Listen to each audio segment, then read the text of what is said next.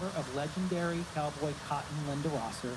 She grew up riding and training horses, and the rodeos run deep in her veins. It is her life's work.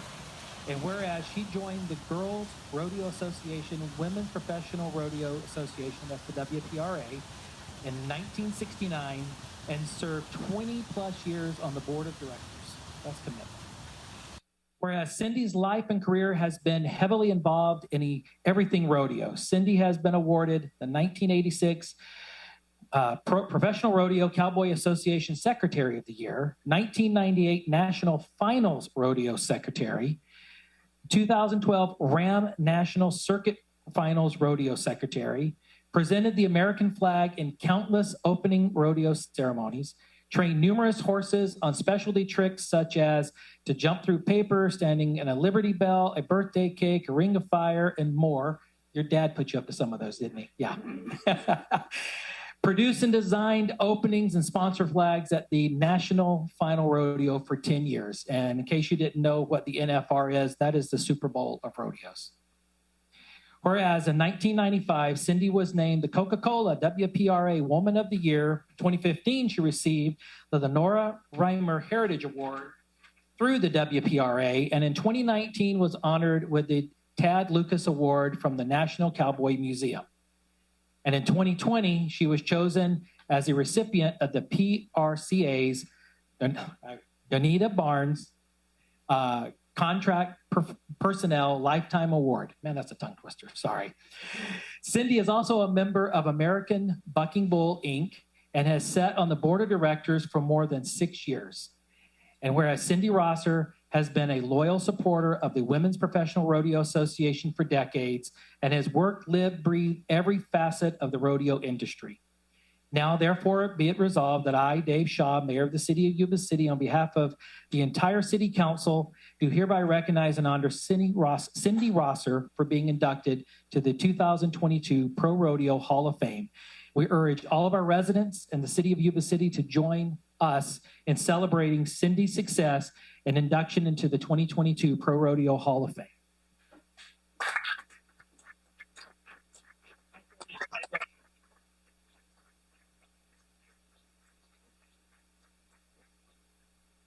I want to thank you very much. My mom and dad bought a place on 40 Mile Road next to my grandpa, Dutch Rubel. I don't know if any of you ever heard that name, but that's how we came to Marysville. And you said I was born here in Yuba City. And then they bought the Cotton's Cowboy Corral at the end of, 1956, 57, and the Flying U Rodeo about the same time. So we've been here forever. This is our home and we love it. And come and see us at the Marysville Stampede, September. Thank you very much.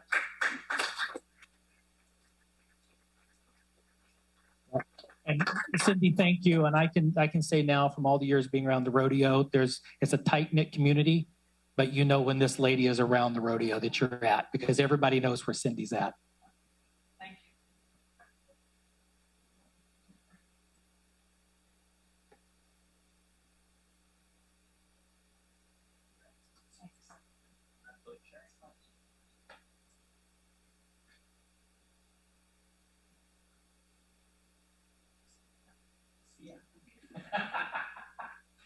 Guess that means I'm getting back on a horse here in a few weeks. All right, if we could have the Yip family join us.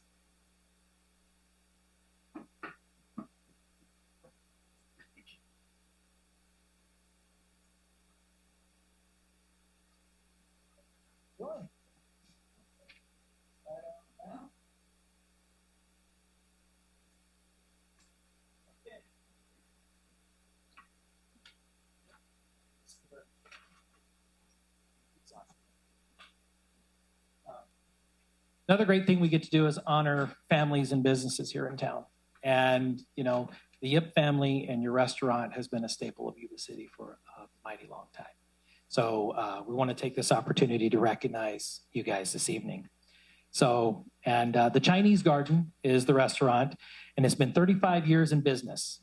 And whereas the city of Yuba City would like to celebrate and recognize the Yip family, owners of the Chinese Garden for 35 years in business, and whereas on July 15th, 1987, the Chinese Garden was established and opened its doors at 812 Gray Avenue after relocating from Marysville, California, yay, where it operated as the Bamboo Garden for 10 years. And whereas the Chinese Garden has become an icon in the community and is known as the Chinese restaurant. And whereas they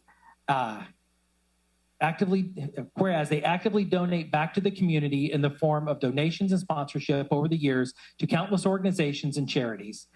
The name Yip has become synonymous with the annual Bacchai Parade and the Hop Sing organization.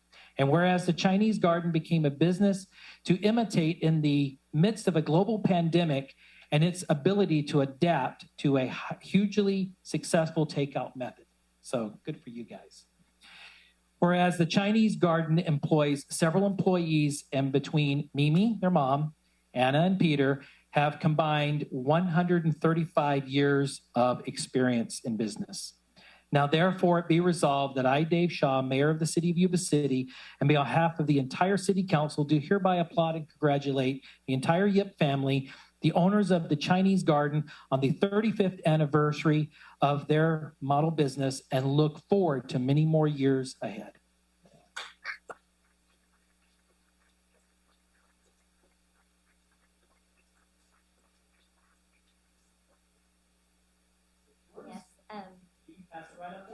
Well, my brother Peter and I would like to thank everybody for a fabulous 35 years. When we know our dad is looking down from heaven from us. He passed away 2 years ago, and we're trying to run the family restaurant without him, which has been very, very tough, but we're still here. So, but thank you very much for all your support and everybody. Thank you. Once again, I would like to reiterate what my sister said.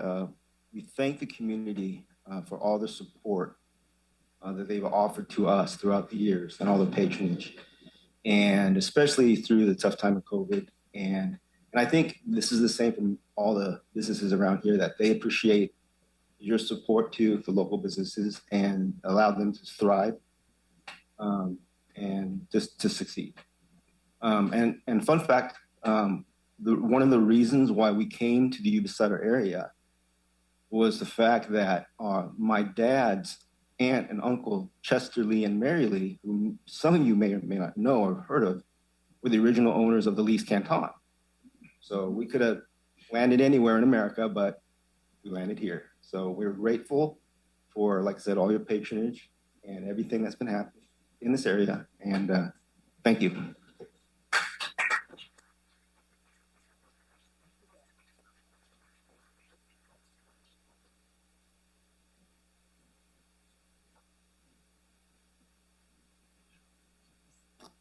So much.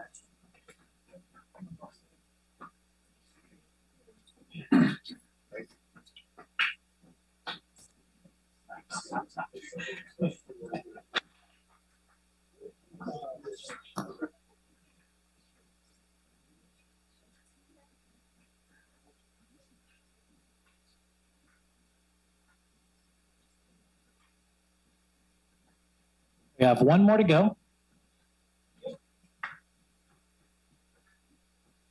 All right, if we could have Desiree Silva from the Yuba City Certified Farmers Market.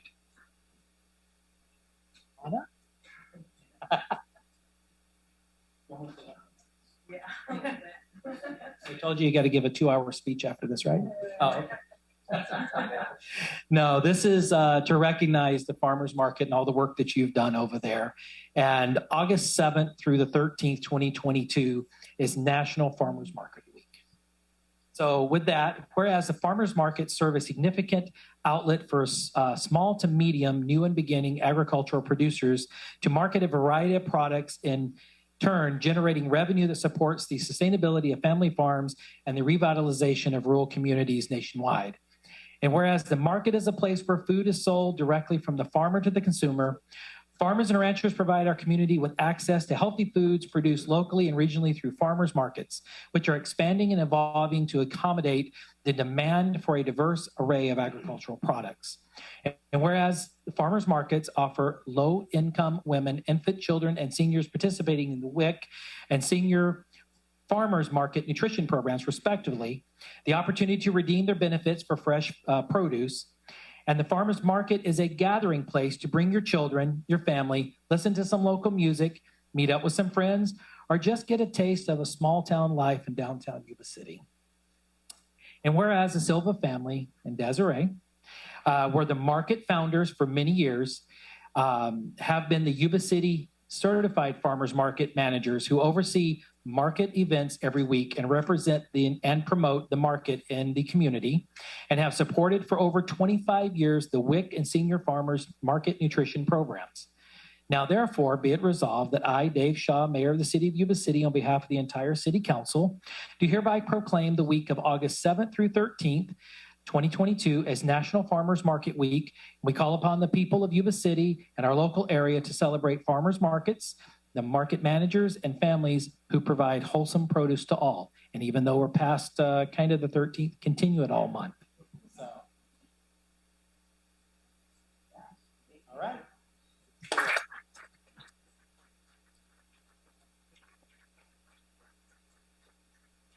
So I'd like to say thank you so much for this. I believe it's a great honor. I don't want to get a little choked up, but this was started by my mother-in-law and father-in-law, Dan and Candace Silva, who are looking down, and I know that they're happy that I'm able to continue on the farmers market.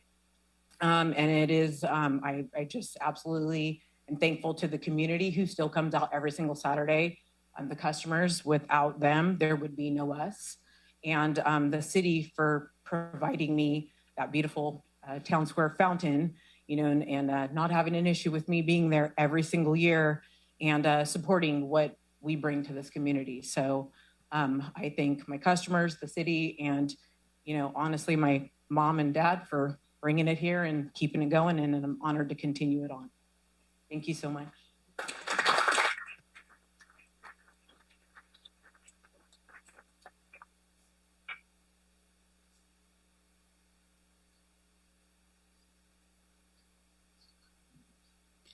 Thank you so much.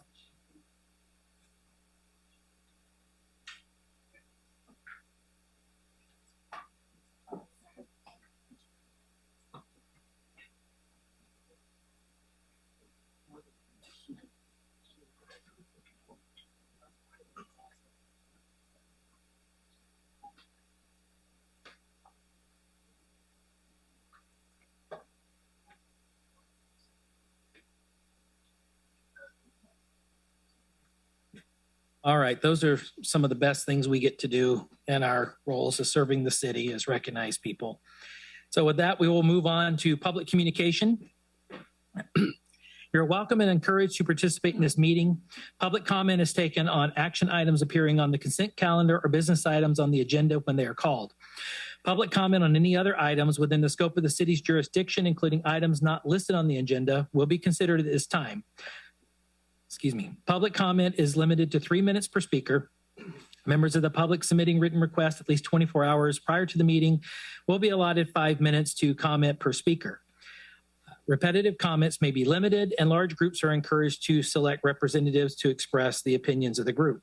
We did have one written request from Mr. Piara Joel, and he is not here tonight. I did speak with him just prior to the meeting, and we will be seeing him, I'm sure, in a few weeks at a future meeting, as he's pursuing other avenues right now with the same issue that he's brought forth over the past 8 or 10 meetings. So with that, we will move on. I do have one speaker card, Ms. Heather Essman. If you will, you have 3 minutes. If you will state your name, address, and you have the floor. I can't speak as quickly as your council, but anyways, I'll give it a try. So, name Heather Essman, live here in Yuba City. First, thank you, Diana. I need to say it on record. I don't think that if it wasn't for you guys, we would have Sanborn paved as quickly as it was, and I really appreciate that. I walked our dog in the morning there. And it's much nicer to be able to do that now because it's actually wider. So anyways, I'd like to address an issue that came up last month. Casa de Esperanza had its annual Walk a Mile in Their Shoes event. Wearing my high heels today. About 5 men were there. This includes Elijah. He got his picture in the paper. There were more women volunteers at the event than male participants. I had a young female reporter for the Peel Democrat who's new to the area meet me there and take her own pictures, but none of you were there. There was not one local politician, fireman, police, or sheriff's officer there. There was nobody there. It was embarrassing. The reporter told me your absence speaks volumes about how this community sees sexual violence, and I wanted to assure her, but I don't know how I can do that. So you might have been busy that Saturday, or maybe you didn't know, I don't know, but if you support Casa de Esperanza and their efforts to combat domestic violence against women in our community, I urge you, every one of the men in this room, I'm looking at the policemen also, to put your money where your feet should have been. CASA's looking for donated goods like new packaged twin sheets, as well as any financial funding you can give, and you can call them at 674-5400 and arrange for them to either drop off or pick up if you have a check. Secondly, the city council meeting that was last week, I would have loved to have attended. Unfortunately, I received it on Tuesday at 2:11 on the email, and I knew that it wasn't prior to that on your website because I had printed out the meeting for Sutter County, and I had looked at yours as well. So anyways, be nice if we could participate in those. I also gave you a little sheet right here. So you can see that on the back of it, it shows how many electric vehicles we have. We have about 604 registered electric vehicles in Sutter County. And today, read this, that there's a notice of public hearing from Marysville. The city of Marysville is approving, what does it say here? An amendment to the Building and Construction Code titled Electric Vehicle Charging Stations. That's part of their municipal code to establish local regulations for streamlining electrical vehicle charging stations. So you let them beat us to it. Your wait and see attitude, let them win and beat us to anybody that's interested to come into this area. So I'm sending this out to you guys. I'm challenging you, please. I'll be happy to give that to you if you want to look at the number. To look into that to see if we can't catch up with them so that if anybody's interested in our community, they're not going over there, they're coming over here as well. So thank you. All righty, thank you. Is there any other comments from the public? Any other comments from the public? Mr. Chaffin. Just very briefly, I do want to point out, I always appreciate it when this Iceman speaks. It's always so exciting for me. We actually do have an electric vehicle charging ordinance in place. And in fact, the city is going to be updating it because there's new AB 970 requirements that go into effect January 1st. So you're going to be seeing that at future meetings. City Council, you're also going to be seeing that at future meetings. But we are up to speed with regards to the AB 1236 requirements. Thank you. Thank you, Mr. Chaffin. Okay, any other comments from the public? Okay, all right. And hearing none, we will move on to the consent calendar. And all the matters listed under consent calendar are considered to be routine and can be enacted in one motion. There will be no separate discussion of these items prior to the time that council votes on the motion unless members of the council request specific items to be discussed or removed from the consent calendar for individual action. Do we have any public comments on items 5 through 7 or 9 through 15 because number 8 has been moved to business? Is there any comments from the public?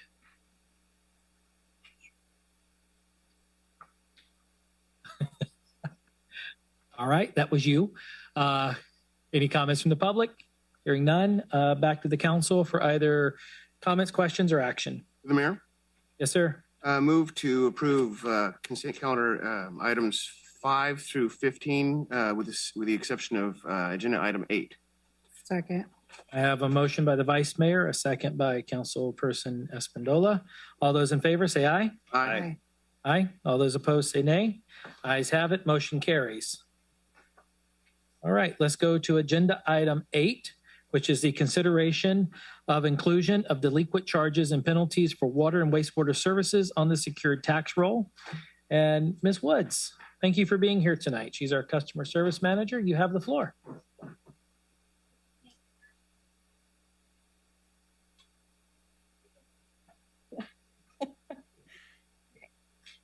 Before you for consideration is the delinquent account listing for water and wastewater services to be placed on the secured property tax roll. As background, in 2016, Council adopted a municipal code update that allows for unpaid accounts to be included on the property tax bill as an additional effort to resolve unpaid balances.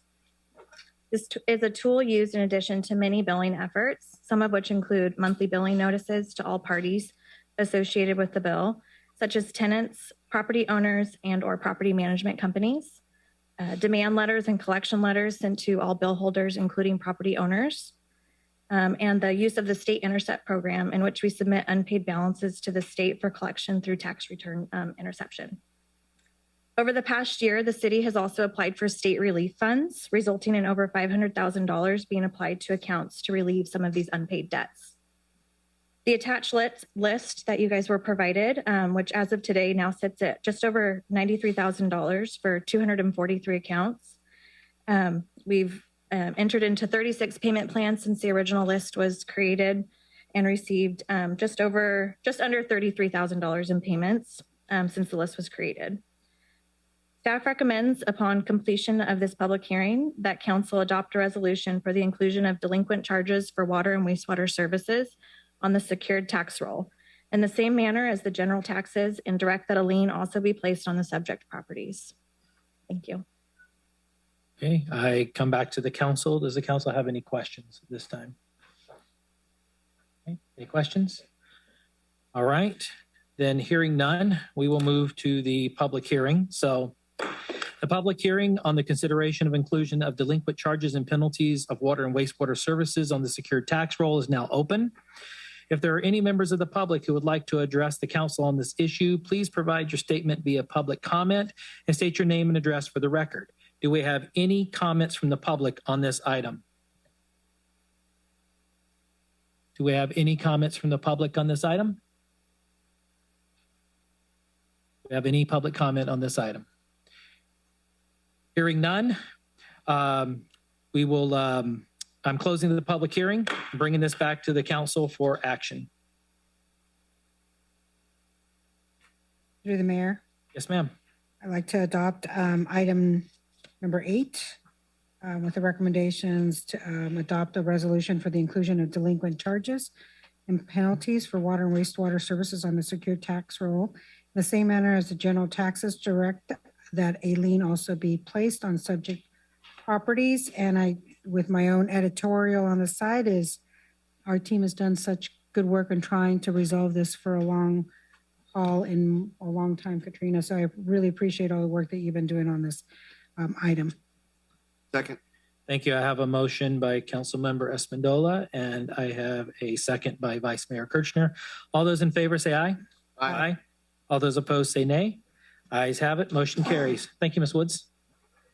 Okay, we will move on to agenda item 16. This is the consideration to approve Development Plan 22-01, which is a Yuba City self-storage. And Mr. Moody, you have the floor, sir. All right, so good evening, Mayor, members of the City Council. The item before you is in regards to Development Plan 22-01, the Highway 20 self-storage. And so this project before you, based on the size, really. So we'll get into it and I'll work through the project description. But in the zoning code, once a project exceeds a warehouse and outdoor storage exceeds 100,000 square feet, then it comes before it goes to the Planning Commission for a recommendation, which occurred just recently last month. And then now it's coming to the City Council for final review. And so we'll get into it here. So the property, south side of Highway 20, west of George Washington, about 700 feet. It's 9.5 acres in size. It's zoned as M1, so it's an industrial area. Its general plan is business, technology, and light industrial. And so what they're proposing there is to have storage and outdoor So mini storages and then outdoor storage for RVs and boats. So this is by right in this area that storage can occur in that zoning. So the zoning matches what's being proposed. And there's an interesting overlay district that was put on this. And so historically, this area was C3 zoning.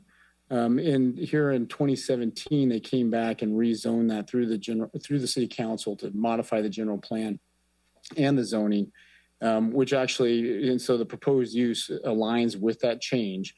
But with that, there was an overlay, a combining district that was placed on it that I'll get into, that had a caveat on the frontage on the design. So what are they proposing? So they're proposing basically 94,000 square feet of mini storage space and approximately 75,000 square feet of outdoor storage in a two-phase project. So this is the first phase. 9 buildings with a office and a living area that's 2,200 square feet up towards the front when you first come in. And then at the back of the property with this phase 1, there's approximately 75,000 square foot in gravel area that is going to be used for outdoor storage. Phase 2 of the project would then convert that outside storage into an additional mini storage use. And so with this coming to the council, we, instead of piecemealing and coming back for a future phase, we're looking to approve both phases with that. But phase 1 is for the RV and boat storage. So the project, it's surrounded by light industrial uses, including other self-storages immediately to the west and to the south. There's no nearby residences or other types of uses that would be sensitive. Many storages are historically low impact. There's not a lot of noise. There's not a lot of traffic. As such, there's not expected there will be any compatibility issues with the neighboring uses. This gets into that combining district that I talked about. With that special combining district that was applied in 2017, there was an emphasis that with this project being on Highway 20, that there be some a higher level of standard as far as what the architectural element looks like as you're coming into town. They want it to look good as you're coming into Yuba City. And so with that, there was a criteria that it was to go to the Planning Commission for review, design review. And also the city's been working with the applicant to make sure it doesn't look like just a beige metal building that you come into it. So there's been some back and forth, and we've worked with the applicant to come to a level of standard that we think is acceptable. And so with that, they've provided a couple of different elevations. And with why there's 2 different options here is that there's really some talk about the material types with that. So option 1 is this metal paneling, and then with corrugated metal out here, and you see some articulations and trying to put some depth on the building as you come through. And then also there'll be some landscaping. So this is looking from Highway 20 at the north side of the building. Option 2, based on materials, it doesn't come through as well on this slide, but they've mixed it up where this is corrugated metal, and then you have some stucco elements here. And they're worried based on paneling and where they're at that this might be the option that they're going. They're not worried about it, but they're leaning towards this option that this might be. So they want to provide both, so that the council knows what it might look like. And then so as we work through the final design, that will come through with the building plan submittal. We'll really, staff will look at that and kind of finalize the exact material types and how it's matched up. That's what the building's proposed to look like. There's a landscape plan. It doesn't come through well here, but as part of this, there's going to be some nice landscaping. It's conditioned as part of the conditions of approval that along that road frontage there, that there's you'll have trees in compliance with our codes. And then one of the elements that's special to this site is that it will have septic. And so in Yuba City, that's not a typical thing. But where it's at in the world is that there's no immediate sewer lines. And then based off the need for sewage disposal, really they have small living quarters and an office with a bathroom. There's really a low demand for the sewage. And so in the city's municipal code, there are some options for that. And so with that, in the conditions of approval, we've called out coordination with the county, with their environmental health department, and then also in accordance with the city's standards regarding that. And so I just wanted to highlight that that's a little bit different. And so in that landscape area along the front, there'll be a leach field, and then it's going to be well landscaped. We'll ensure it's well landscaped around it for the replacement area.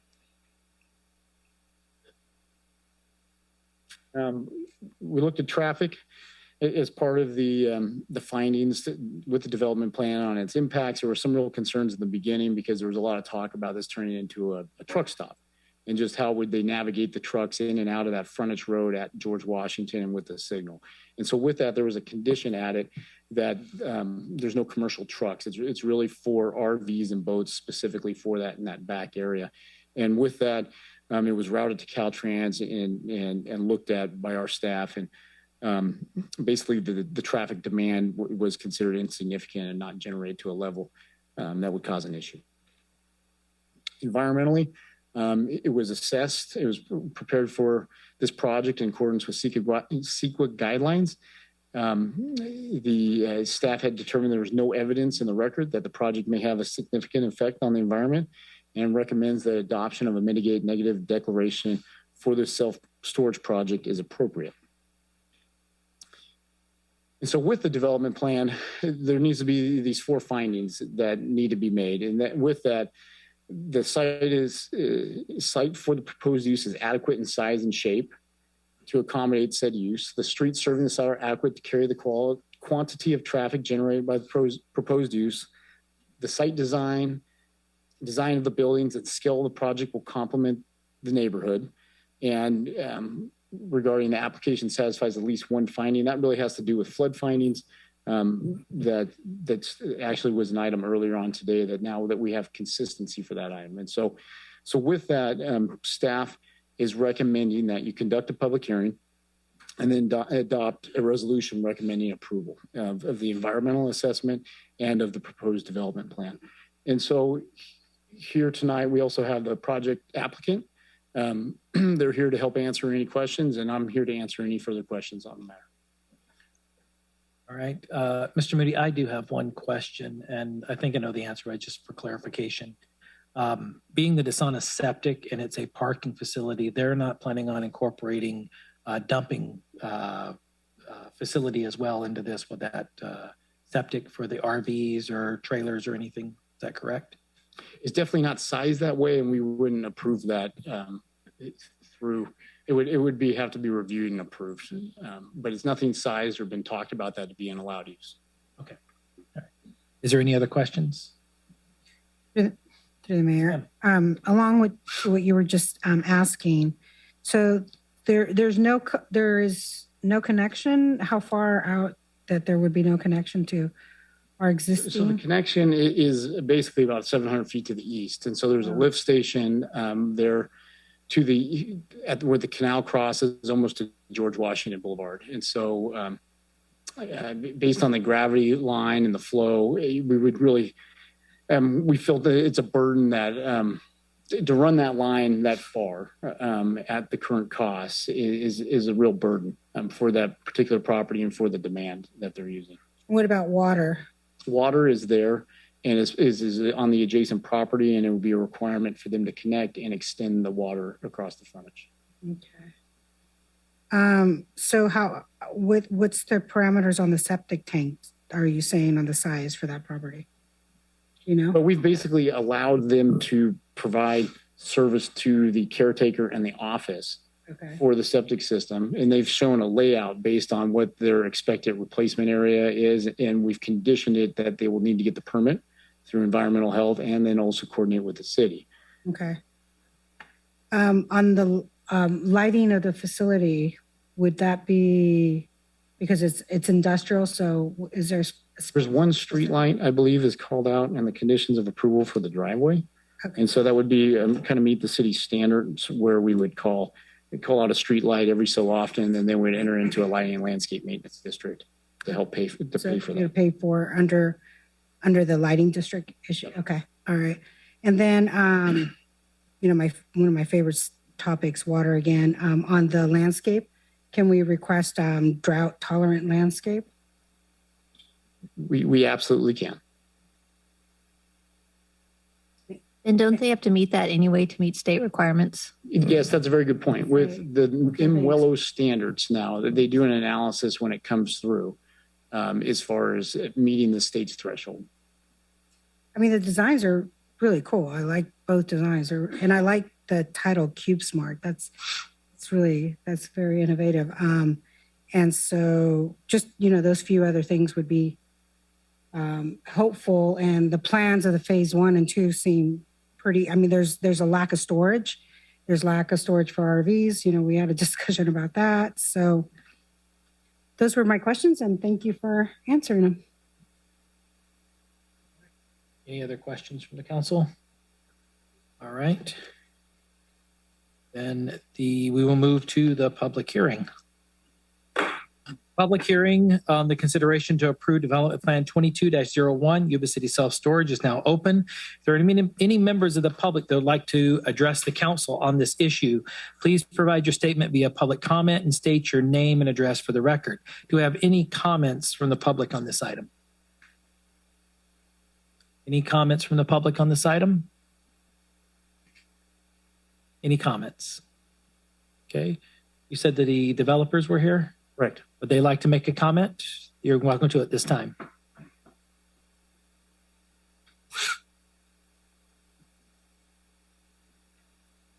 Hello, Mr. Mayor and members of the council. Just want to say we're really happy to work on this project and want to give kudos to Ben Moody, Ashley, and Jaspreet. They've been awesome to work with. Thank you, sir. Thank you very much. Okay, thank you. Any other comments? Okay, hearing none. Hearing no further comments on this issue, I'm closing the public hearing and bringing this back to council for action.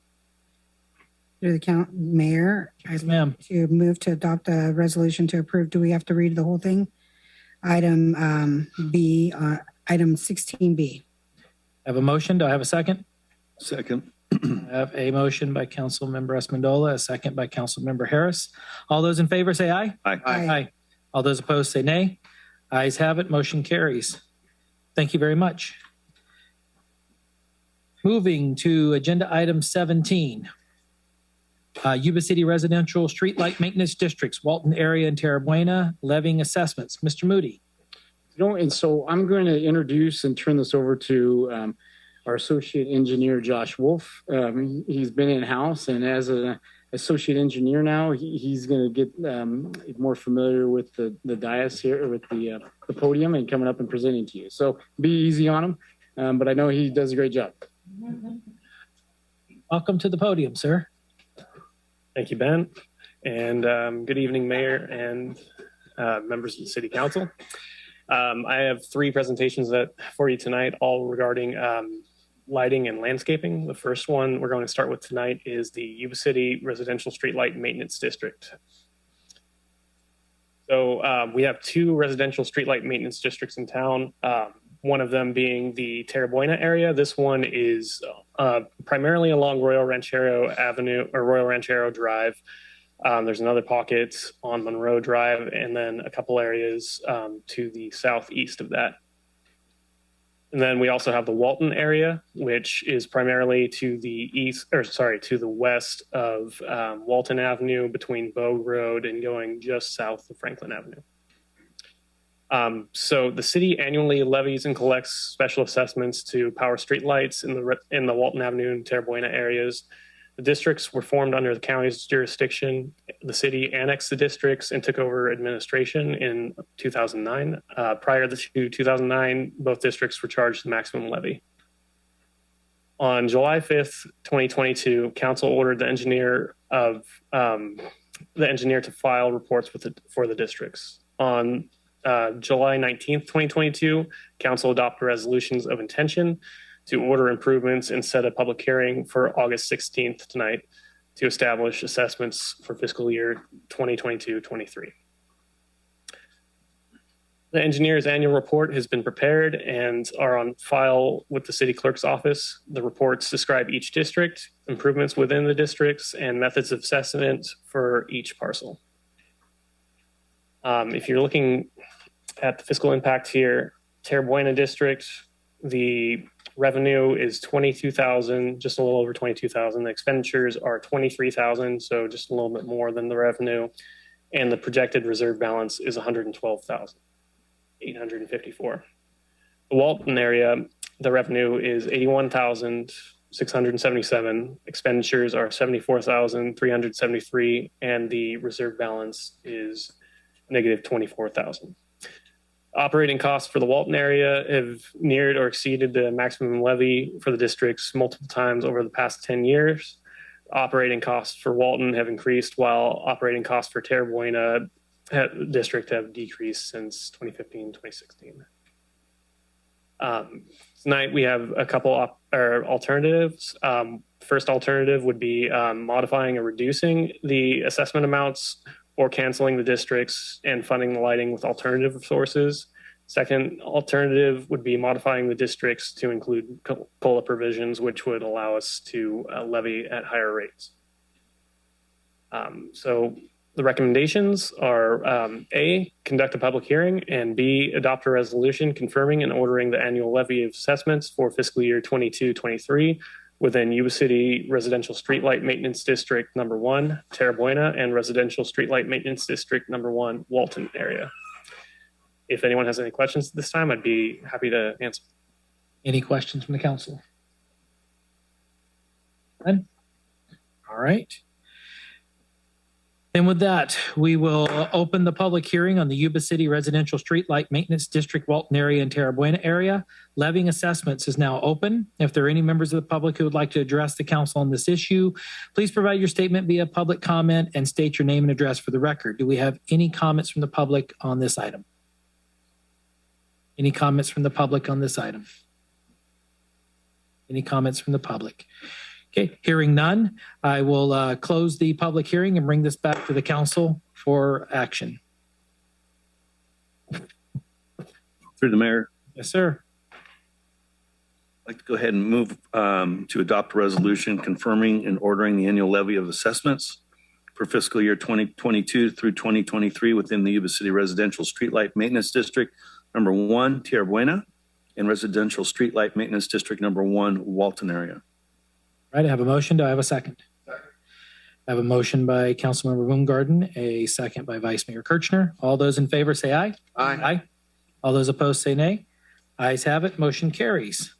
We will move on now to agenda item 18. So, Mr. Wolf, you get to stay at the podium. This is Yuba City Landscape Maintenance District number 1, Stabler Lane, Garden Highway area, levying assessment. Through the mayor, I need to recuse myself from this item as I live within the geography of this. Alrighty. Alrighty. Give him just a moment, and then Mr. Wolf, you will have the floor. All right. Thank you again, Mayor and Council. Tonight's second item is regarding Yuba City Landscape Maintenance District number 1. This district is different from the first one that was presented earlier. Being that this district only covers the landscape and related costs for a couple of districts within, or a couple of zones within the city. The first zone being 1A, which is the Stabler area. You can see here, it's along Stabler Lane, primarily on the east side in between Highway 99, just south of the Regency area. Then the second area is a mix of both residential and commercial. This district, or this zone is primarily Garden Highway, a little bit along Railroad Avenue over here. And then there are some newer districts to the north, 1B1 and 1B2, that are commercial. So the city annually levies and collects special assessments to maintain landscaping improvements within these areas. The assessments were approved by the property owners of record at the time of the district formations. Zones of benefit A and B do not have provisions for cost of living adjustments. In order to be able to cover maintenance expenses in the past, the city has charged maximum levies for zones A and B. Recently, zones of benefit B_1 and B_2 were formed, and they were formed with COLA provisions. So they are levied accordingly every year based on the cost or based on inflation. Expenditures in districts A and B have exceeded revenue due to the lack of COLA provisions. In order to combat this, the city has cut costs and used general fund transfers from general funds and streets and road funds in order to save money while also maintaining previous levels of maintenance. Specific examples, the city has reduced professional services, water, and administrative expenses, so revenues would exceed expenditures. The city previously attempted to modify District Number 1 to include COLA provisions through a Proposition 218 process, but the result of that was the residents not providing majority vote to join or to incorporate COLA provisions. Without the ability to increase the rates, the maintenance costs have exceeded the revenues for the districts. In order to restore the maintenance levels, the city could attempt to increase the rates through a Proposition 218 process again. On July 5th, 2022, City Council ordered the engineer to file a report with the district. On July 19th, 2022, the council adopted a resolution approving the report and a resolution of intention ordering improvements and setting a public hearing for tonight, August 16th, 2022. The engineer's report has been filed and is prepared, or has been prepared and is on file with the city clerk's office. The report describes the district, the improvements therein, and the method of assessments and the proposed assessment for each parcel. For the fiscal impact, zone of benefit A, the revenue this year was $22,000. Expenditures were $19,674, so slightly under, and the projected reserve balance is about $3,000. For zone of benefit B, the revenue this year was $66,250. Expenditures were $64,988, and the projected reserve balance is $29,778. It's worth noting that the projected reserve fund balance is the total of both the capital replacement reserve plus the operating cost reserves. And the dollar amounts for both zones of benefit B, B1, and B2 are included within that column or within row B. The reserve balance in zone of benefit B consists of previous general fund transfers. Staff recommends maintaining this reserve balance to cover unforeseen expenses. In the future, the city may need to reduce maintenance levels further in District 1 or utilize other funds to maintain previous levels of maintenance. Tonight, our alternatives for this district are modify by reducing assessment amounts or canceling the district and funding landscaping with alternative sources. We could also modify District Number 1 to include COLA provisions, or we could direct other funding sources to supplement the district revenues. Our recommendation is to conduct a public hearing and adopt a resolution confirming and ordering the annual levy of assessments for fiscal year 2022-23 pursuant to the Landscaping and Lighting Act of 1972. I'd be happy to ask or answer any questions about this district. Any questions from the council? I do have one for you, sir. Do you recall about how long ago the Prop 218 process was gone through? Was that a decade ago or more? I was thinking it was a while back. Yeah, I don't specifically know off the top of my head. Diana, I believe, was a participant in that process. She may know better than I would. That's probably about a decade ago. Okay, it was just a point of reference because we are starting to get different emails as I forwarded to you from different people that are looking at these maintenance districts, and at some point in the future, we know that we may have to look at that at some point in the future. So, all right, thank you. Any other questions from council? None? All right. The public hearing on the Yuba City Landscape Maintenance District 1, Stabler Lane and Garden Highway area, Levying assessment is now open. If there are any members of the public who would like to address the council on the issue, please provide your statement via public comment. State your name and address for the record. Do we have any comments from the public at this time? Assessment.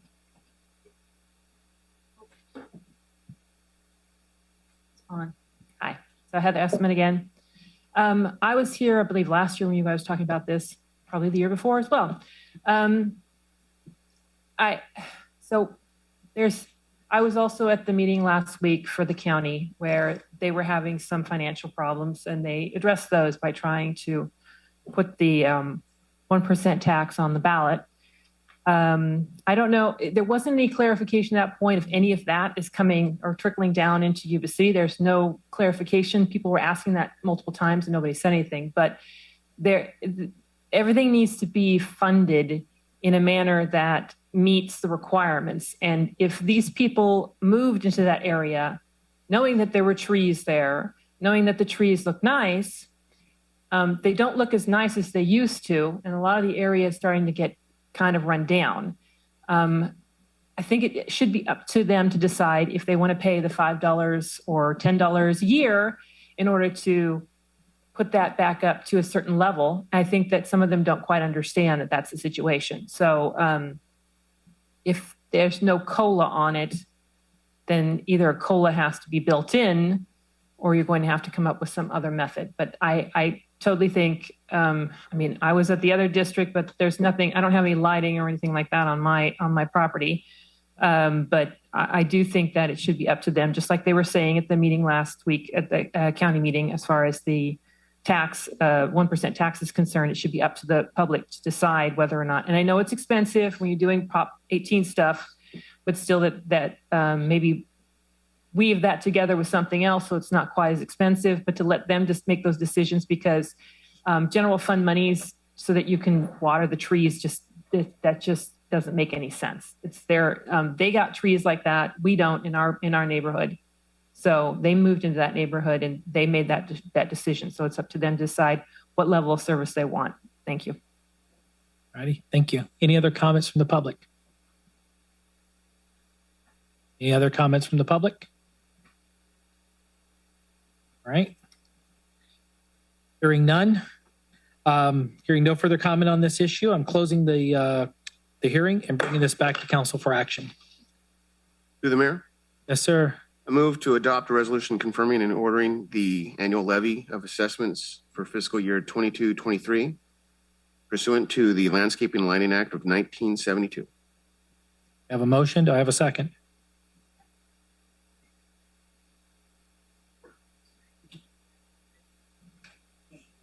Okay. So I have a motion by the Vice Mayor Kirchner and a second by Councilmember Espandola. All right. All those in favor say aye. Aye. All those opposed, aye. All those opposed say nay. Ayes have it. Motion carries. We can get Councilmember Boomgarden. Okay, you want to go ahead? Let me read the item, or you and okay. We're going to move to agenda item 19, Yuba City Lighting and Landscape Maintenance Districts number 2, 3, 4, and 5, Town Center and 69 subdivisions throughout the city. And Yuba City Lighting and Landscape Maintenance District number 5, Commercial District Levying Assessments. And as Councilmember Harris has said, he's got to recuse himself because he lives in the area, and I have to recuse myself as I reside within one of those areas.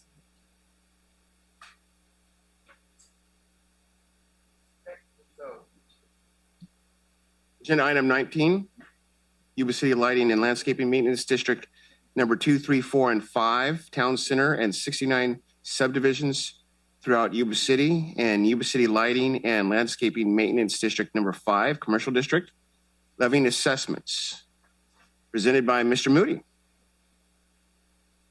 Oh, I'm sorry. I'm reading off a script. You have the floor, sir. Thank you. Thank you, Vice Mayor and Council.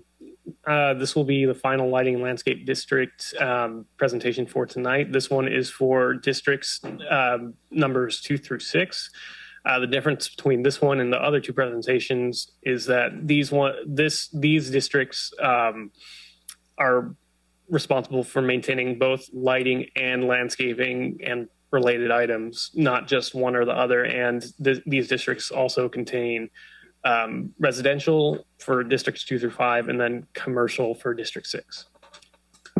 So the city annually levies and collects special assessments to maintain and service landscaping and lighting improvements throughout these districts. The assessments were approved by property owners at the time of formation of the districts.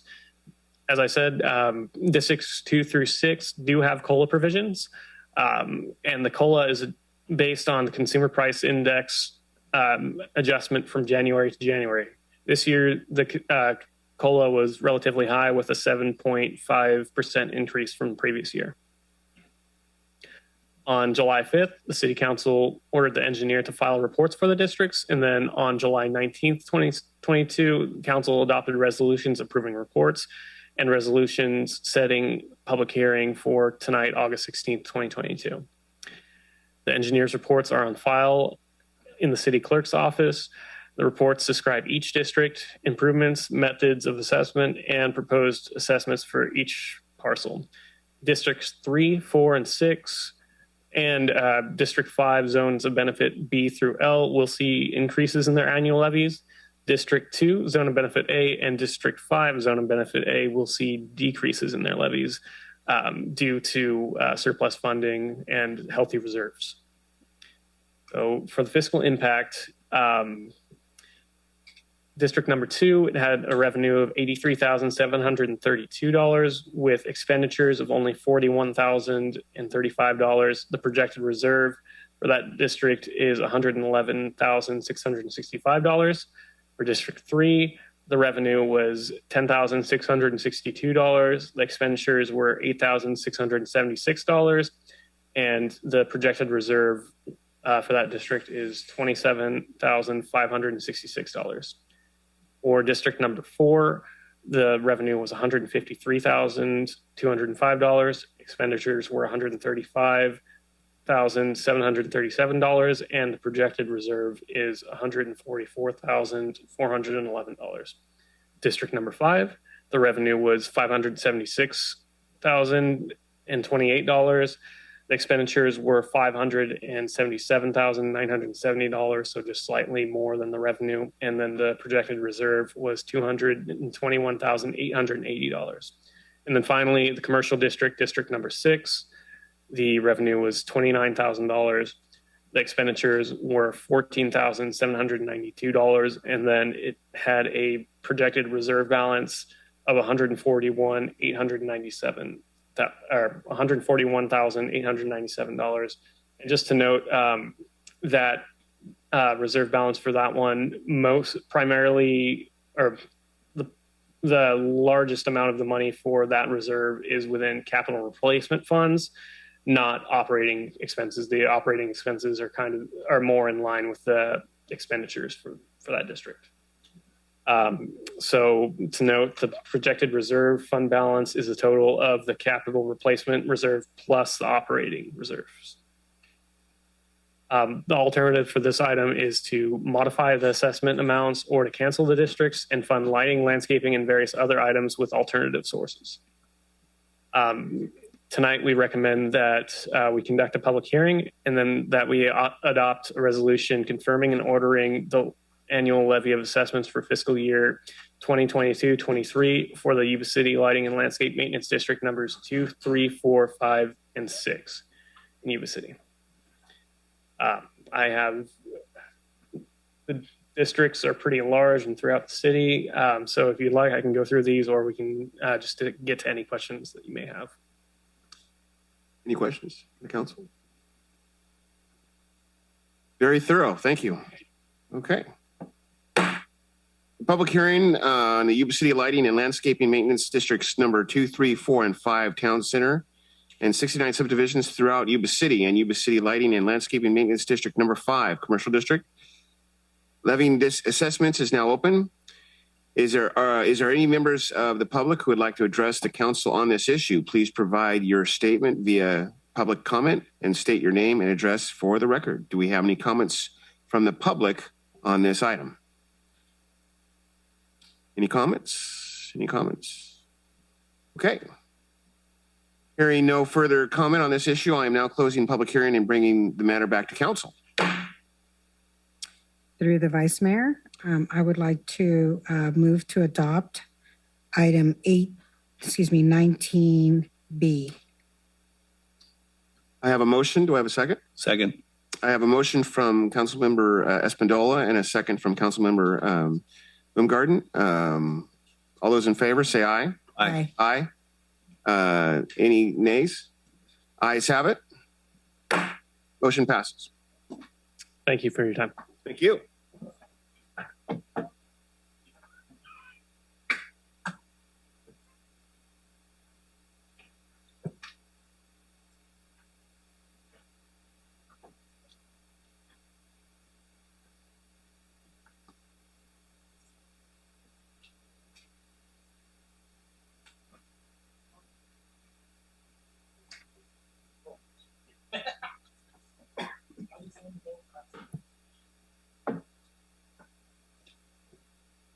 All right, we are now to agenda item 20. And this is the successor agency to the redevelopment agency item, which we alluded to in the opening comments. So 20 is the declaration of surplus land successor agency to the Yuba City redevelopment agency properties. Ms. Langley, you have the floor. Good evening, Mayor and Council. So in 2011, based upon a Supreme Court decision, all redevelopment agencies in California were dissolved as of February 1st, 2012. So prior to that date, City Council declared that the city would be the successor agency to the redevelopment agency, and a long-range property management plan was prepared by Fraser and Associates, which basically identified the parcels owned by the successor agency and discussed how those parcels would be disposed of or addressed. In addition to that, we have the Surplus Land Act, which you're familiar with, but I'll go over it. So it governs the disposition of land owned by the successor agency that is determined to be no longer necessary for the successor agency's use. And in 2019, Governor Newsom signed into law AB 1486, which significantly expanded the requirements for compliance with the Surplus Land Act, with the intent to address the shortage of affordable housing in California. So what it says is that prior to sale or lease of any land, the city council must, or in this case, the successor agency must formally declare land as surplus land pursuant to a resolution and supported by written findings. And so the procedural requirements is that the successor agency would issue a notice of availability to a housing sponsor. So if you go to HCD's website, there's a long list of housing sponsors in the state of California. And so we would email the NOA to those housing sponsors, or if they don't provide an email address, then you send it via certified mail. Any responding entity, they would submit a notice of intent that they would like to negotiate with a successor agency for the purchase of the property. So they have 60 days to submit that notice. And then once the successor agency receives that notice, we would have a 90-day period for a good faith efforts to determine if we can come to terms on an agreement for those properties.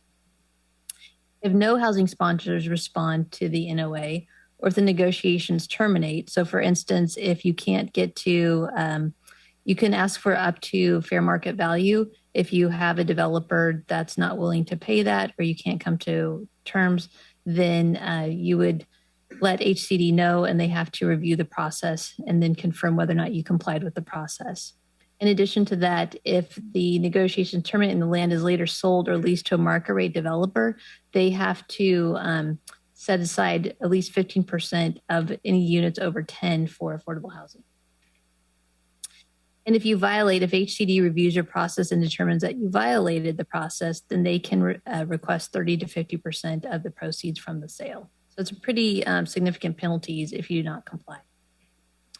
So with this, the successor agency owns a series of parcels. And so in the long range property management plan, there's parcel 1, which here's Calusa frontage road. So Highway 20, Plumas Street. I'm happy to say that this parcel was developed, and it is now the corner parcel where Stanton Optical is located. Parcels 2 and 3 are here's Bridge Street, Shasta Street, B Street, and then Boyd. So here's parcel 2, what we refer to as the former Feather River Mills, and then this Boyd parcel. Those have been sold to Mehmet Noyan, and it's exciting because if you drive out there now, there's a Holiday Inn Express under construction on parcel 2. I would say that with this property in particular, what's important to note is the property was sold for $1 to the developer, but there was significant environmental remediation that had to be done, and he expended a significant amount to clean that property. This map shows the remaining parcels within here's Town Square. So we have some successor agency properties owned in the town square area. And then down here at the roundabout at Percy and Plumas in Maine, there's one successor agency owned parcel and then a city owned parcel. So the parcel 4 is at the intersection of C and Wilbur, and it's approximately 1 acre.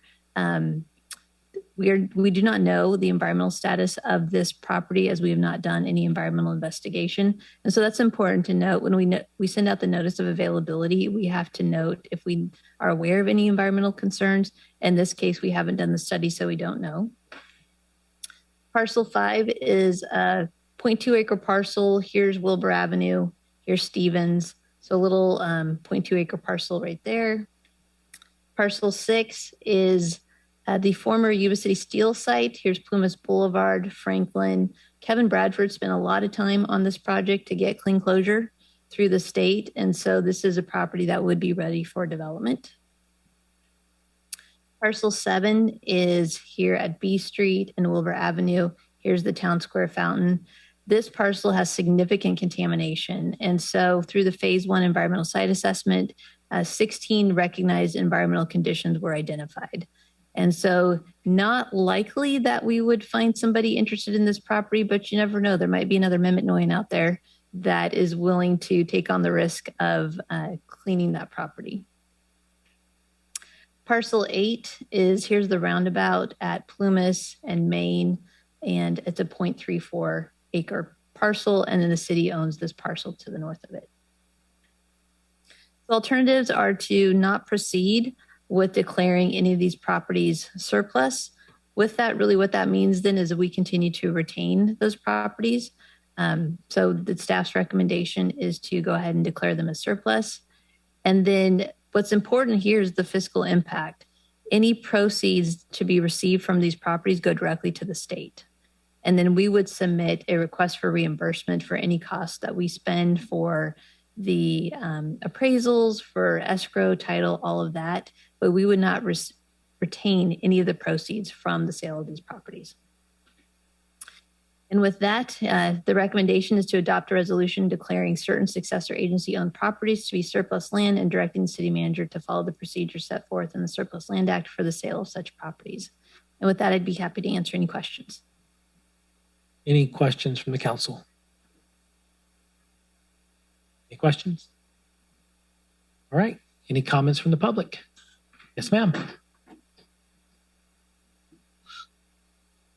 So I've been talking to Brad.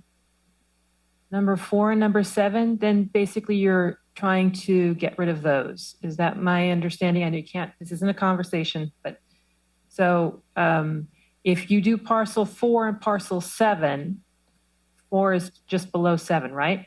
Yeah. So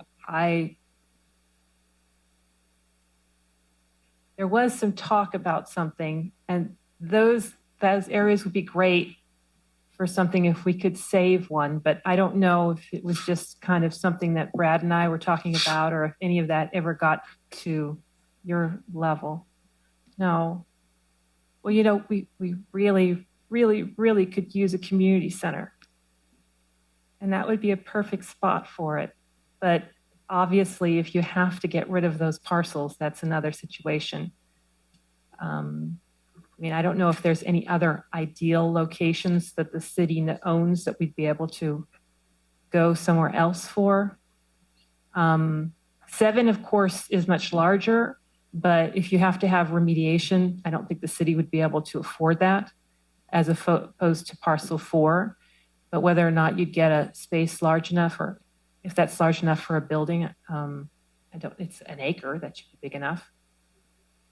It's just something that was kind of thrown out there, and I just thought I'd throw it out there as well, because once you put it up for sale, it's pretty much, and it sounds like we don't get anything for it, so I'm not quite sure why you would necessarily, except of course the maintenance, right? That you don't want to have to deal with the maintenance, but yeah, I'm just throwing that out there, because otherwise, if you surplus this, then it's gone. So.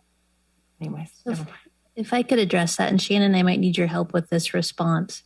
With this being owned by the successor agency, it's not necessarily that the city could just use the property for our use.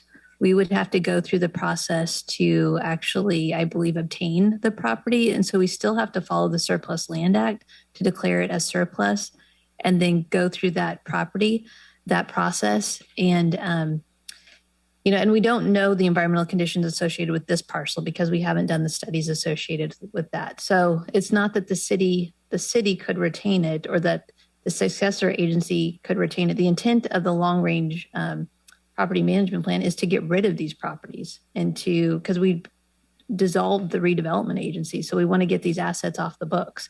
And so in order to do that, we need to dispose of them. The city council could decide to declare it a surplus and then have the city submit a proposal. I'm not sure how that process would work. Shannon would have to help me through that process to purchase it. But that could potentially be an option. Any other comments from the public? Through the mayor. Just a quick question on number 7 is the issue with the remediation. Was that where the cannery was, Diana? No, it was a diamond match plant where they made diamond matches. And so there was significant contamination, and with the phase 1 environmental site assessment, that just kind of gives you a glimpse into it. You then need to do a phase 2 environmental site assessment and really go into more advanced studies and exploration. We don't know if there's groundwater contamination. We don't know the extent of the contamination. We just know that there are 16 recognized environmental conditions based upon the phase 1. We're not sure what else we would get into. Any other comments from the public? All right, hearing none now, I'll come back to the council. Through the mayor, no, you don't have a firm figure of Parcel 4 just to do the phase 1 on Parcel 4. Any idea what that would cost? I would guess that you're probably, for phase 1, you might be in the $50,000 range. Then if we move on to 2 and 3 and then we're... I will say, though, the EPA does have some grants associated with brownfield, properties that you could explore where they can help fund the environmental assessments. That's a process that you go through, but that could be an option as well in terms of funding. Would the current burden of those environmental costs go back to the oversight committee then, and their funds? Do they have funds to? No, what we would recommend is to float it up to the state to see if those are eligible for reimbursement from the state once you get the proceeds from the properties. And so that's something that we could, through the oversight board, we could reach out to the state to see if those would be eligible expenses that we could get reimbursement. I guess going back to your question of the city attorney, is the process would be is to declare it surplus, and then we would have to be interested in acquiring it. Okay. Thank you. Any further Again, questions? the intent of the Surplus Land Act with the modifications is really to focus on affordable housing. And so our proposal, and Shannon, I'm not sure how that would work if we submit a proposal for a community center because it's not focused on affordable housing. There are some exceptions for public facilities. So I would need to look into exactly how that would work out if the council was inclined to go that way. But generally, it's for affordable housing providers. Okay. So along those lines, I'm going to ask a follow-up question.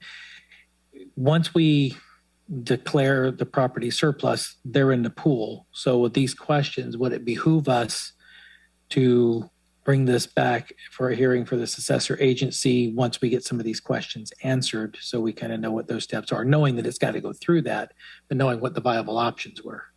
If I could offer a suggestion, once you put it in the pool, it doesn't mean that you immediately have to start cycling it through the process. Okay. Through the mayor? Yes, sir.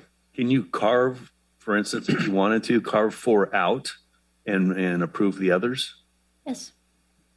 Yes, I will. Yes, you can. I will say that the oversight board specifically requested that the city proceed with moving forward with all of these parcels because At some point, the oversight board would like to dissolve because all of the assets are taken care of. But I don't think that there would be an issue with carving 4 out. I would say, though, that you could keep 4 in. And then at some point, if you decide that it's not surplus, Shannon, can you go back and modify it to declare that it's not surplus? I think there would be a process. I've actually never run into that specific circumstance before. But regardless, the successor agency doesn't have a use for the property. Right. So our only vehicle, even with these questions, is we have to declare it surplus. To the mayor.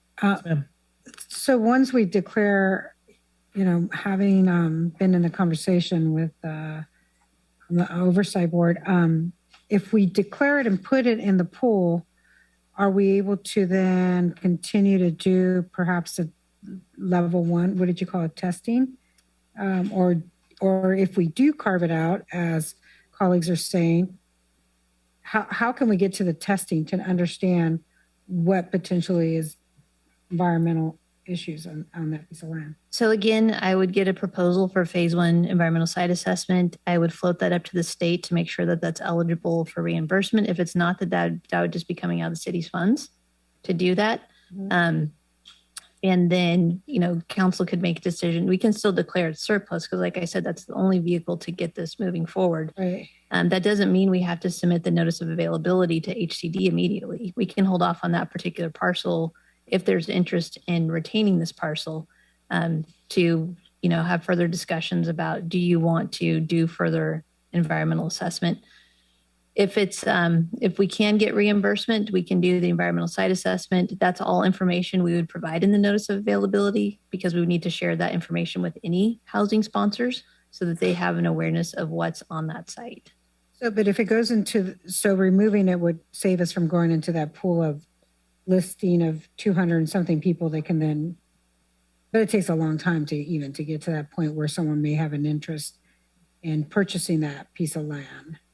No, once you declare it surplus, the next step for these parcels would be prepare the notice of availability, submit that to HCD, and also submit the notice of availability to the long list of all the housing sponsors that are on their website. Right. But what I'm saying, though, is you could hold this one back specifically if you want to have further discussions about it. Yeah, it makes sense to pull it back if we can and just add the others. I don't know if anyone else would be interested in doing that. However, I just want to know, I'm recommending that council still declare it surplus. Correct, but not report it in the process until we figure, okay. Repeat that. You're recommending we to go ahead and declare them all surplus because I know that's the only mechanism to get out, but hold off on notification. Availability, yes. Okay, but that's the successor agency, and that is a combination committee or commission there. Who has the authority to hold that back? Because we're not in the. You are the successor agency. That's what I'm thinking of. That's where I got it confused. Okay, I'm with you now. We're the successor right now at this point. Okay. Any other questions from the council? What was if I may, the intent of holding back? Refresh my memory on that, on the number 4. Why are we holding that back? To possibly see if we would be interested in utilizing that for a city purpose in the future, whether it be a community center or anything, because of its location and its proximity. I would say we move forward with everything designated and offer it up so someone can develop a community center that's too small. And we don't even know how far out. It's going to be years before we get something. But of course, I'm not going to stand in the way if you all want to do that. But I see it's a lot cleaner if we just move forward, designate a surplus and offer it up for someone who actually can develop it. But, it's nothing I'm going to get upset about if we don't. If I understand correctly, I mean, really what we're looking at, do we declare them all or do we omit some? That's really the choices before us tonight. The holding back is an internal thing, but we either declare everything or we pick and choose. Right. Okay, so that's really what's before us. That the other part's an internal process. Exactly. I think our purpose is here today is it surplus or not, and it's an easy call. So, any other questions? Okay. If there's none, I'm looking for action from the council.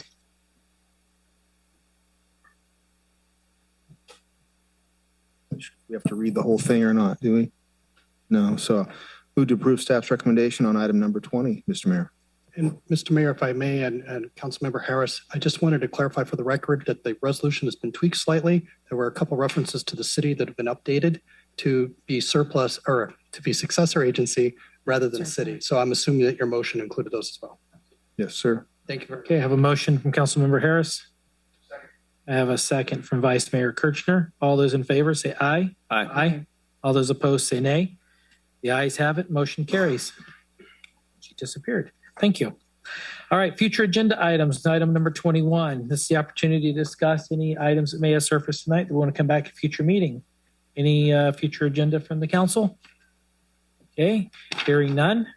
Then we will move on to our reports. And we'll start with the city manager's report. Ms. Langley. So I'm happy to announce that we've received a FRACMID grant for 2 electric vehicle charging stations. So it'll have 2 actual chargers at 2 different locations. So it'll be a total of 4 chargers. And so congratulations to Public Works staff on that grant application. The Feather to Farms program, there's been some questions about the status of that program.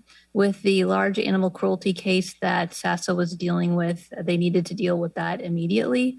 And so this fall, now that they are wrapping that case up, we need people to come forward who are interested in adopting chickens and the roosters. And so we haven't had people coming forward to say that they have the property to take that. So SASA will be, getting information out there as to how people can let them know that they are willing to take chickens, so that SASA staff can then again begin to rehome the chickens.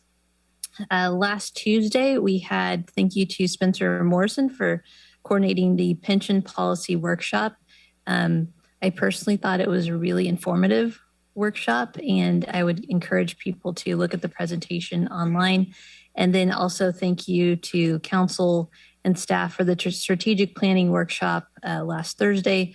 The follow-up items related to that are we are going to plan a council goal setting session in late January, and then staff will be bringing forward ordinance updates related to fireworks, and then also related to the parking of boats and RVs. So that's it. Thank you. Ready. Thank you. All right. I don't know why my orders got changed. I'm going back so the council knows to my standard order because it just flows easier for me. So Councilwoman Espandola. Through the mayor. Yeah, I was like, woohoo, good. My buddy goes next. I got moved. Well, we'll do it. It's just natural for me to go end to end. So anyway. I was ready to just pay attention over here, but I can pivot quickly here. So I apologize a little bit. It's going to be a little longer because we haven't met for a bit, but try to go through quickly here for all of us.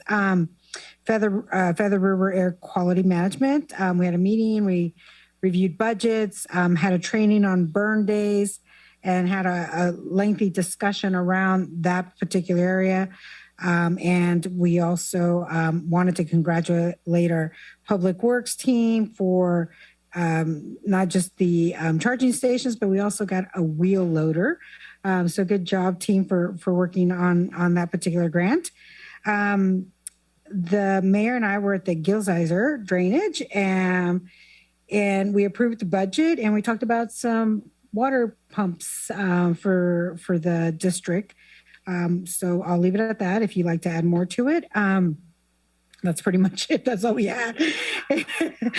Budgets and pumps, water pumps, and describe trying to, I guess, tie in air quality and efficiency and use, because right now we're in a drought, and one day we'll have a lot of water again, and got to have those drainages prepared and ready to go.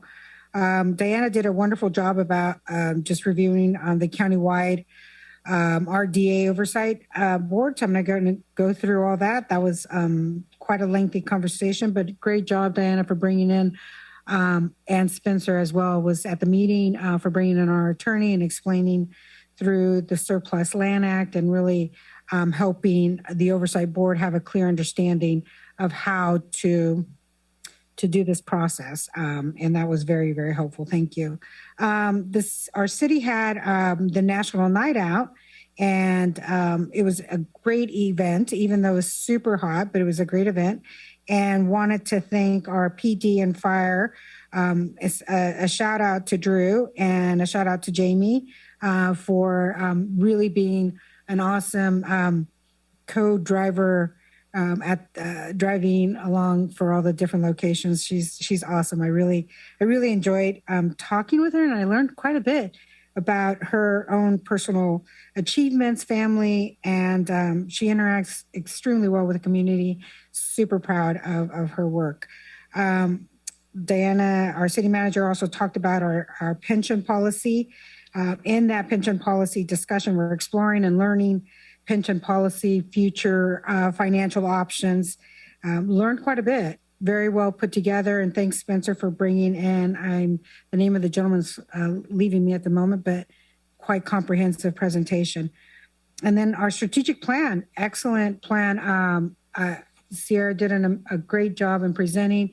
Sam was lukewarm in the introduction, but it was a great strategic plan meeting for all of us, including executive team, middle, first levels.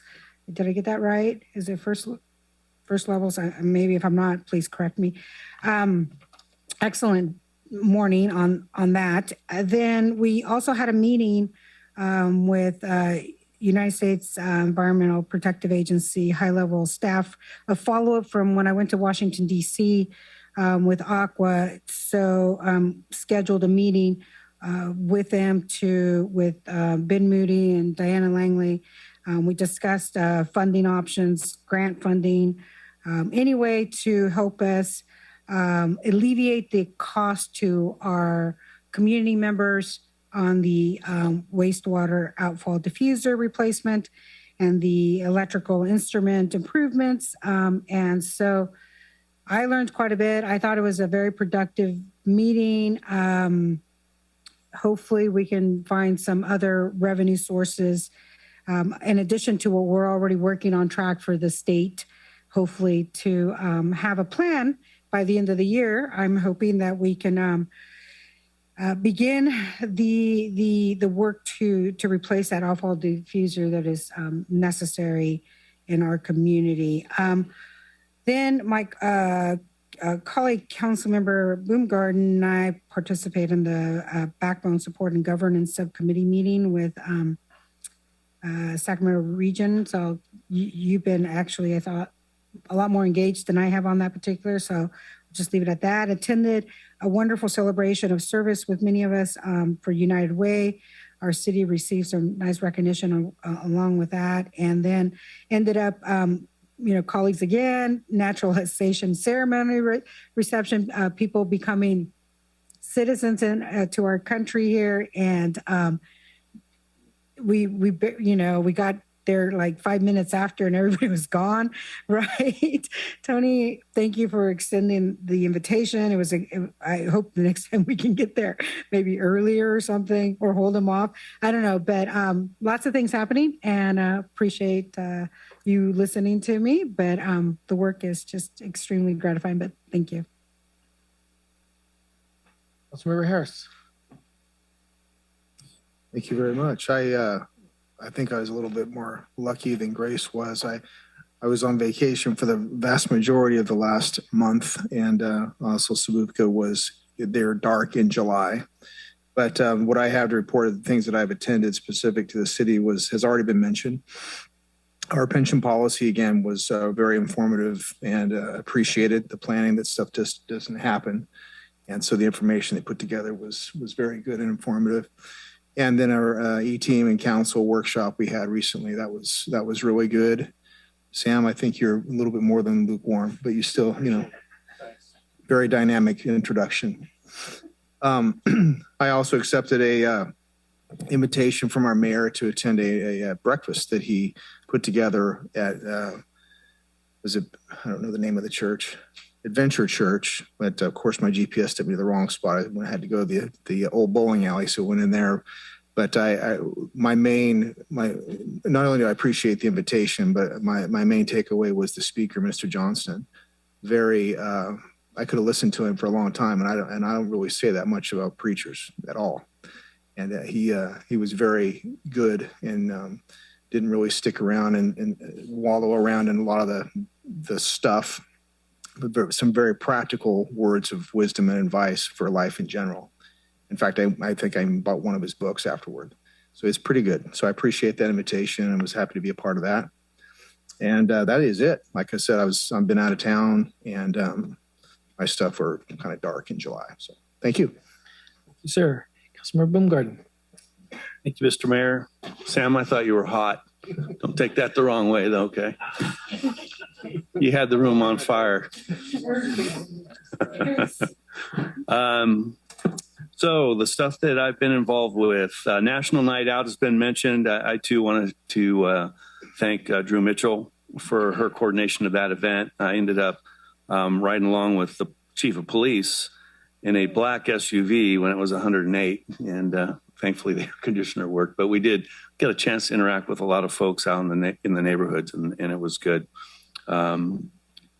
The opportunity to meet with the public presented itself in regards to Project Home Key and the Bonanza, and the mayor and myself and Diana and other members of staff took the opportunity to meet at Maple Park just to provide real information from the city standpoint about what was going on with that project. Lots of great questions. I think 20 to 30 people, probably about 25 people there. It just reinforced to all of us the need to get out of here and get out in front of folks when things are going to impact their neighborhood. It was an interesting comment. Was, why didn't you have this at City Hall? And we were asking, well, would you have come to City Hall, or would you? They came with their lawn chairs to Maple Park. And so to me, these are the important things that sometimes we get busy. It's not because we don't want to meet with people, but we just follow, a path of tradition. However, I think we've got more of these coming with some other projects that are coming up. Speaking of Home Key, continue to interact with the folks that are partnering with us to come up with a project.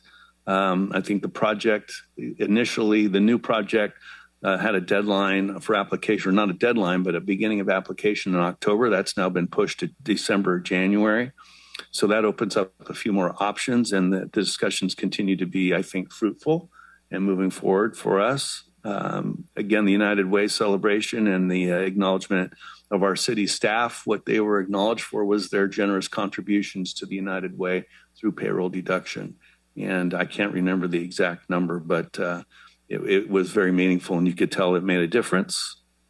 The pension policy, my goodness, how many times have we heard about unfunded liabilities and what this city or what any other governmental agency can do on the pension? We did receive a very, very enlightening discussion about helping to sort of stabilize some of that. So we have some options that we're going to continue to explore in an effort to help continue to smooth out the payments that we have to make to our employees' retirement systems. The mayor, myself, and Ms. Langley initiated the very first, for this go around anyway, development impact fee ad hoc committee. Really the emphasis on this one is just, and Ben was there as well.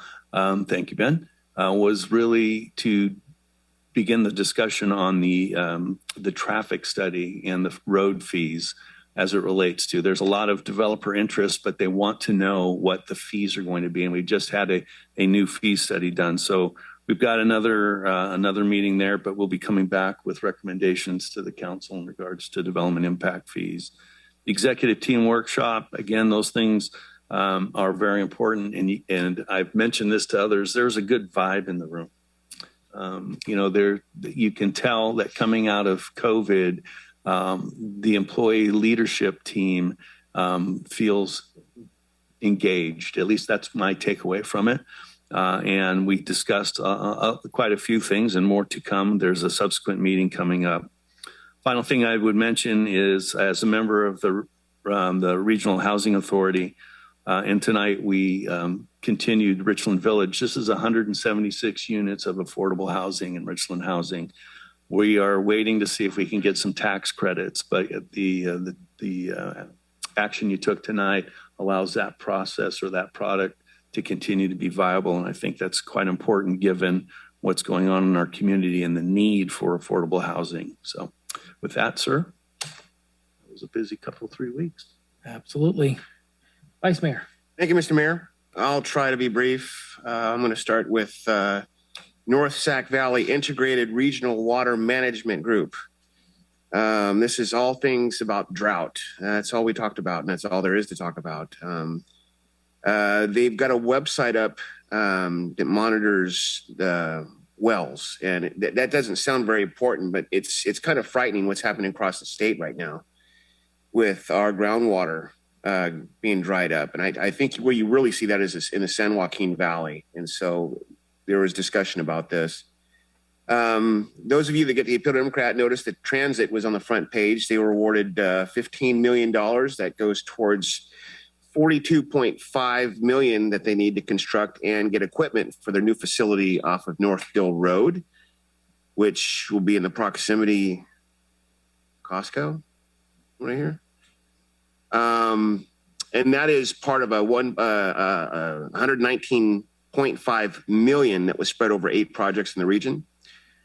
The mayor and I attended, and the city manager attended the 4th of our homeless task force meetings, where we're trying to narrow, asking a community committee to narrow down and come up with a overnight parking facility for homeless, and we've kind of got to hit the brakes on that a little bit right now. We're looking for looking for the next steps on that. So I spent my national night out in Alaska. It wasn't hot; it was cold, which was nice. The pension policy I missed out on, but the city manager got me up to date on that. Thank you, Diana, for that. The strategic workshop was very informative. It could have probably gone a couple hours longer the way we were going. Things that will be addressed, as the mayor said, next time, or I think maybe was it Councilman Broomgard said next time, is the fireworks. As a community, you know, have we reached a point where we need to make a decision about that? Do we just keep things the way they are? Do we start bringing them, putting some restriction on it? But it's getting to the point where it's getting out of hand, and I think as a community, as a city, we need to make some hard decisions on that, as well as the RV issue. Mosquito. The good news is there are no West Nile virus human cases in our county. The bad news is they had a couple of forerunners with foggers that were stolen, equipment that was stolen off the property, and so we were debating the pros and cons, whether or not we should put up some kind of security system with cameras, and so that was put on hold. So bad news there. As Councilmember Harris said, Sabufka was canceled, as well as the Homeless Authority was canceled as well. And lastly, I did participate in SALEV last month, where the main focus was Casa de Esperanza and the upkeep of the property there, taking out some older playground equipment and some fencing there. So I did participate in a project with Casa de Esperanza, so I felt pretty good about that.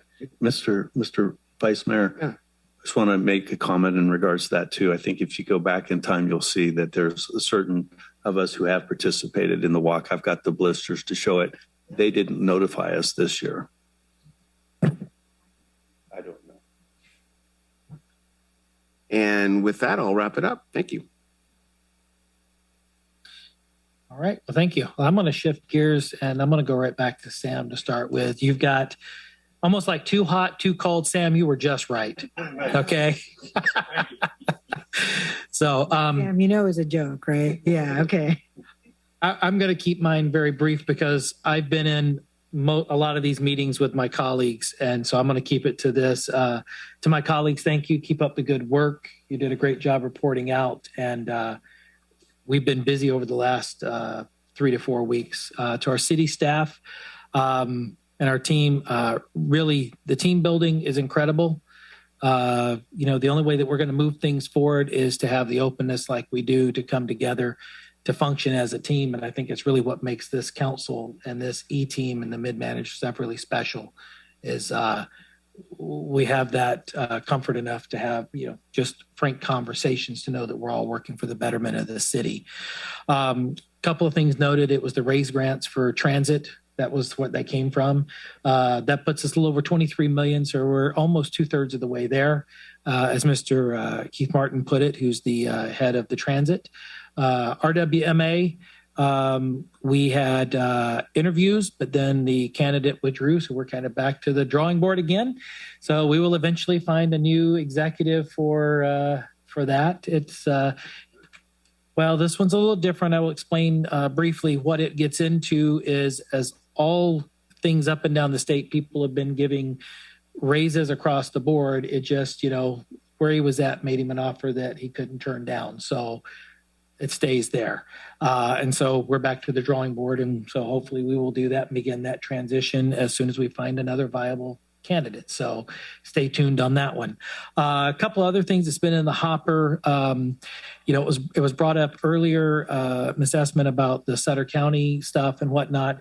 Just know that the city council is well aware of what went on, and we are good neighbors, and we'll be here to support the county in various avenues, as we've talked about supporting with fire and stuff over time. I know there's been some discussions there, but at this point in time, we are aware, and just stay tuned, and we'll see what the voters say on this.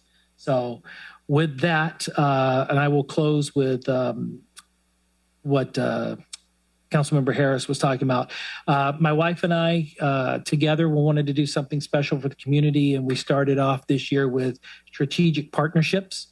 And we saw one thing that was missing was the faith-based organization, the churches coming together, because too often it's church versus state instead of just a separation of church versus state. And so we have held the second prayer breakfast. We brought in Ray Johnston, who's our pastor at Bayside.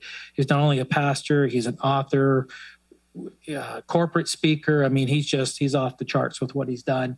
And he came up and spoke to everyone here. And one of the key things, and it resonated through our workshop, was recharge your batteries. Make sure your batteries are recharged, because if they're not, you're no good to your team that you're working with, because you're burned out already. So that's where that started. And just as a second note, just so everybody knows, no city funds were spent on the breakfast, because we were very clear on that. So we did not use taxpayers' dollars. With that, have a great another 2 weeks, and we will see you on the first Tuesday of September. We stand adjourned.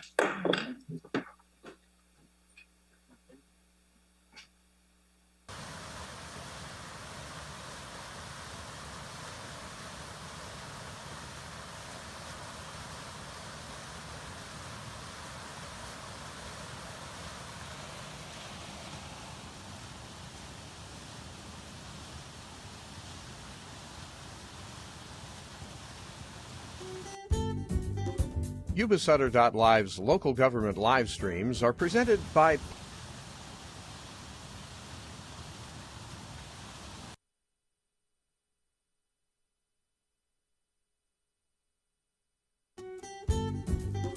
Yuba-Sutter.live's local government live streams are presented by Plumas Lake Self-Storage in Plumas Lake, where lifelong local residents are helping other residents keep things safe, providing indoor storage units, outdoor RV and vehicle parking,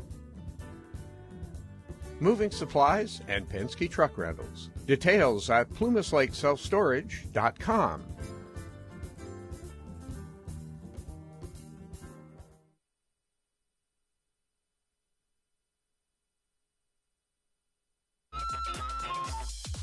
Skip's Marysville Music Cafe with lessons in person and personalized.